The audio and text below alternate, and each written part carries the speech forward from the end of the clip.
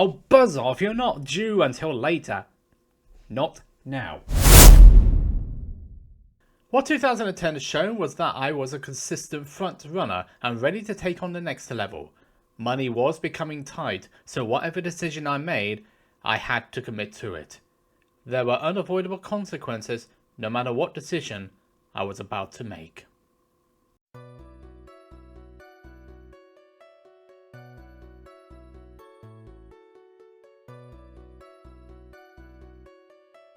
"2011 would be an evolution of the previous year. Now I had three choices. The first, to defend my Wilton title. 2, try out a new circuit and try for the club title there.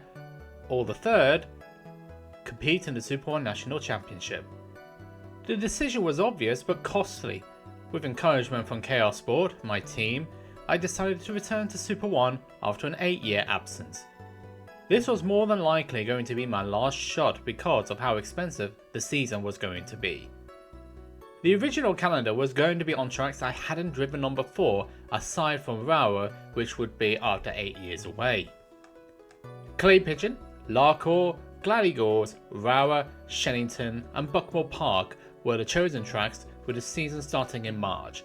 However, there were insufficient entries in the TKM side to make it financially viable, so the TKM and Honda classes would be merged into the remaining series.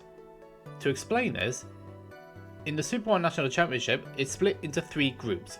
One for Rotex, which is your Mini, Junior, Senior Max and 177. MSA, which is your Coma Cadet. The 3 KF classes, so your 3, 2 and 1. And the newly introduced Kart Grand Prix. For what I understand, the KF2 class was also cancelled because of insufficient entrants. There was also the TKM side, which I have just touched on. There were 2 and 4 stroke classes for both Junior and Senior, and the Honda Cadet. There were insufficient entries in the Senior 4 stroke, so the class was cancelled just like the Junior version had been the previous year. As a result, the TKM side of Super 1 will be discontinued. The 2-stroke classes, the Junior and Senior, will be moved to the MSA side, while the Honda Cadets will be moved to the Rotex. This meant that Canada would change, the rounds now consisting of PF International, Shennington, Glandygores, Larkhor, Clay Pigeon, Rower and Wilton Mill. You didn't see much difference, do you? But here was the difference. Buckmore Park was removed, with PF International and Wilton Mill being added. PF for the first time since 2004, and Wilton for the first time since 2007. But the vast majority of us knew about it because of the previous 3 years being held at the TKM Festival. If you haven't checked out what happened last year, check out the video in the top right hand corner. Back to business. It was a bit of a shame that the calendar had changed, but it was a necessary one. Buckmore Park was one of the tracks I wanted to race at, and I was denied twice. The first time was guesting in 2009, which was rumoured but didn't happen, and now this. It's a shame, but it is what it is. In a strange sort of way, this worked out more favourably in terms of distance, as where I'm located, I'm an hour away from PFI, an hour and 20 from Shennington, and 40 minutes from Wilton. It was offset, however, by the addition of a 7th round. Wilton, as we know, is my local track. PFI I'd raced at the ill-fated GP play just over a year ago, and Rower I've already mentioned, but it's 8 years ago now. There was no change in lineup, so I just need to reacclimatise myself. Testing started in February, and in typical fashion, it was the day before Kimbolton and the club meeting, which I would be on marshalling duty for. I would be running the same chassis as the previous year, as funding meant I wasn't able to acquire a 2011 version. PFI was the track chosen as it was the venue for the opening round in March. I was one of 3 drivers testing. The others were a senior 4-stroke driver making the switch to 2-stroke, and a junior driver from last year who I didn't know that well. A full day of testing made me more comfortable and confident in the wet and dry conditions. The only mishaps were a snap chain in the midday session, which was down to wear and tear and reached the end of its life. The plug that goes on the engine, that fell off, and which meant no spark, the engine dies. Fortunately, with the chain ripping off, the engine didn't destroy itself. Sometimes when the chain snaps off or falls off, the engine will have a rev spike, and sometimes it would just kill the engine. It's better to happen at low speed rather than high speed because the revs are lower. Fortunately, as I said, the engine wasn't destroyed. I was consistently in the low 48s in the dry. I wanted that 47, but it just wasn't to be. Low 48s was lap record pace at the time, but we hadn't raced at PFI aside from the GP plate, which I didn't do on the new regulations, which was last year. I did over 30 laps in the last session. I had to stop because I was running out of fuel. A good benchmark had been set for the March event, and I felt like a big weight had been lifted off after my GP plate shenanigans. I was quick and consistent. Kim Bolton followed, and it was a standard affair. I would be back in action for the club event 3 weeks later. Friday testing there had proved that my February place was no fluke.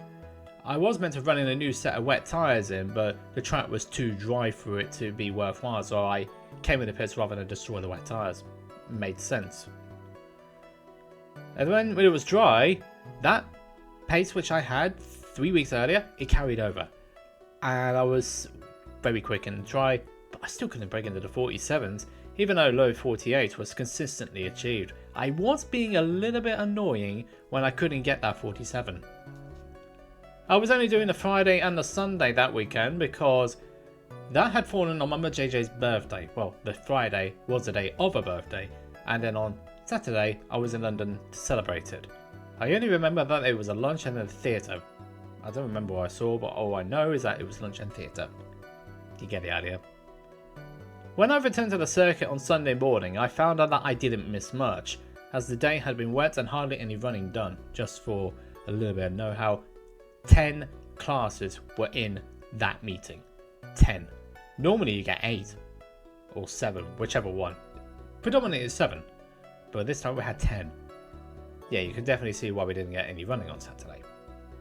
For the second time in as many events, I got the name wrong on the check and had to pay cash on Friday practice. Yeah, that was an error on my end and I paid my dues. Nothing else needs to be said about it. 8 AM starts are not fun at the best of times, and I'm an hour away as I've already mentioned. Yeah, a 5:30 wake up call is not always fun, especially when it's dark, spring, and the sun hadn't even rise yet. Alas, it needs to be done if you want to get there one time.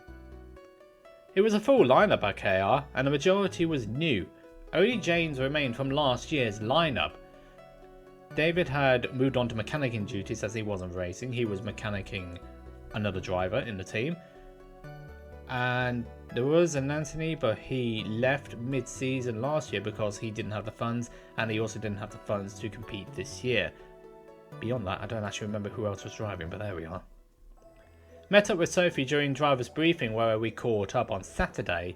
Well, it was more me not being there than anything else. The silly thing is that I don't remember what it was that was said or discussed, whichever one you want to put it. Aside from that, all I know is that it did happen, and it was driver's briefing, and it was 8 o'clock in the morning on a overcast Sunday morning at PF International. Because of the fact we had 10 classes that event, we would have just 2 heats and a final. It was the same for everybody else unless you had more than 34 entrants. Started on pole for the first heat and I did not get a good start. I dropped to third, got back to second briefly before losing it again. And that's where I remained. I did set fastest up on the last lap though, so I did have pace once I was in clear air. Surely that should have been moving on to the next heat. Well, I was starting 12th in the second heat, and there's no way of putting it, it didn't go well. Traffic, a setup on the kart was like Quentin Wilson's cha-cha-cha, which you can't see on the internet because someone decided to copyright strike it. And I also got stuck behind Sophie, which I got ribbed on. You had a habit of that, didn't you? Oh, buzz off, you're not due until later. How much later? Not now. Anyway, it was more on the setup not allowing me to get out of the corners. Even though my fastest lap was quick, it was too late to make a difference. So you knew the setup was a problem and getting stuck behind Sophie didn't help. What happened when you got back? to the awning. Discretion wasn't your strongest suit, was it? No.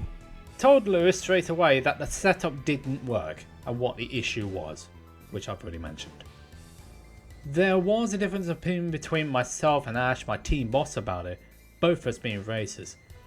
He's from an outside perspective, while mine was from the drivers, the one who's actually sitting in the seats, feeling what's going on. Surprisingly, that wasn't the sticking point. Getting stuck behind Sophie was that point. And it did annoy me a little bit, because it wasn't fully down to me. Well, I didn't feel that way anyway, and the setup issues were not helping my cause. As I said, the car doesn't want to get out the corners. How can you expect to overtake in that situation, especially when there are a load of hairpins? Yeah, I think you can definitely see where my problem was, can't you? You did, though. Not the point. Was the ribbon fair? Maybe. Yes, it was. It was, as I said, a difference of opinion. Nothing more. The problem was, I had too much front end. It was a similar problem to what I had at Wilton Mill at the TKM Festival pre-final. So, we had to push the front ends in so that it would allow the rear of the car to release more out of corners. What it was doing, every time I was turning around, it was doing that. That sort of motion. When I needed to do that, smoother, smooth it. I don't want to be doing that. I don't want to be so uptight. I've already mentioned that joke. So as a result of my 8th, I think it was, and the 3rd, I ended up starting 5th for the grid in the final. I survived lap 1 in 2nd, then immediately lost it. The pole man forgot where to brake into the first ever was shooting off. Yeah, that did happen. Dropped to 3rd, then to 4th, because Joe Porter overtook me. We had a good clean battle, the two Wilton rivals from last year. We were being fair and we were also being clean. We were keeping in touch off the front too while this was happening, and it did get a bit crowded with 2 laps remaining. Got it back up to 3rd, but lost it when I decided it was a good idea to leave turn 1 open. Still got 4th for it though. What might have been? But still, I was satisfied with how the race went. Would have liked a podium, but there we are. It was helpful for me to get my confidence back after my GP play shenanigans. The setup changes worked though, as I was more comfortable with the kart, and it was instant. It's nice to get listened to once in a while. My fastest lap was a 10th of the fastest lap, which I believe was Sophie, but the results are gone because the website that had them has disappeared, which is a shame because I was using it for a lot of research purposes. Oh well, it'd be like that sometimes, I guess. What 2010 had shown was that I was to it. There were unavoidable consequences no matter what decision I was about. You had a habit of that, didn't you? How much later? So you knew the setup was a problem and getting stuck behind Sophie didn't help. What happened when you got back to the awning? No. Yes, it was. It was a rather short pre-season, but I felt ready for Super 1 in 2 weeks' time. There was a case of commitments like in Bolton in between then. It would be a quiet year on the marshalling front as the majority of the rounds clashed with it. Or so it would seem. But I won't say any more or I'll be spoiling a future episode.